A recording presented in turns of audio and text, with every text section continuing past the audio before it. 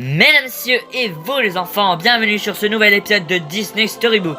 Aujourd'hui pour l'histoire des châteaux Disney.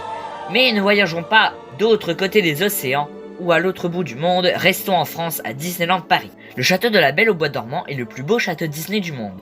Il est inspiré de beaucoup de châteaux français. Tom Morris, l'imaginaire en chef du projet, s'est inspiré du Mont Saint-Michel pour la base et la petite colline, puis du château de Chambord pour les vitraux, le musée de Cluny pour les tapisseries, l'église de Saint-Séverin de Paris pour les colonnes, les fleurs de lys au-dessus symbolisent les rois de France. Il y a aussi cette tour avec des escargots pour symboliser la gastronomie française.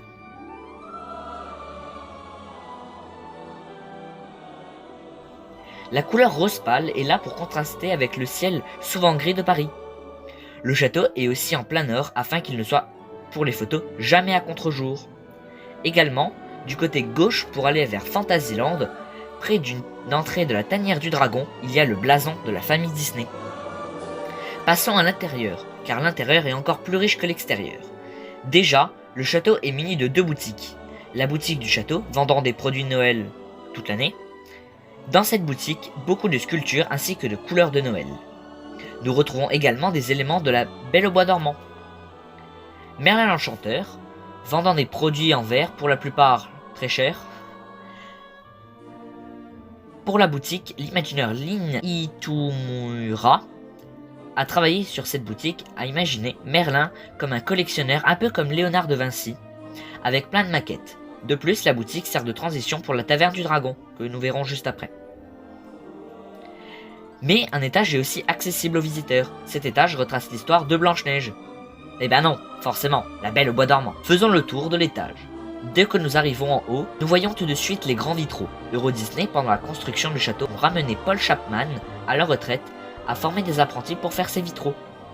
En face, il y a un tout petit vitrail avec deux colombes. Ah non, une rose. Puis, après, nous avons quelques tapisseries, puis deux gardes. Si vous les prenez en photo, vous pourrez remarquer que ces armures changent de couleur, l'une en rose et l'autre en bleu. Vous pouvez encore entendre des ronflements. Ces ronflements sont ceux de Tom Morris et Don Lewis. Dans le château se trouvent certains autres blasons, ceux destinés aux imagineurs, par exemple celui de Tony Baxter, imaginaire directeur artistique du parc et créateur de plein d'attractions, vous devez certainement le connaître si vous suivez les épisodes, le représente comme Seigneur du Royaume, Tom Morris comme Seigneur du Land. Le château a même eu certains costumes, que voici. Les 1 an, où le château s'est transformé en immense gâteau d'anniversaire. La célébration des 5 ans, le château est devenu fou.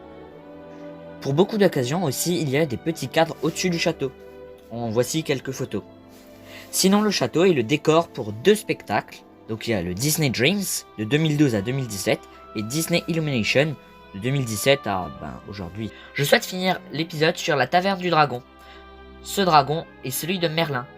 Celui-ci est un audio animatronique, c'est l'un des plus grands du monde. Il fait 22 mètres et pèse 2 tonnes 5. Si vous voulez savoir c'est lequel le plus grand du monde, c'est un à Tokyo Sea.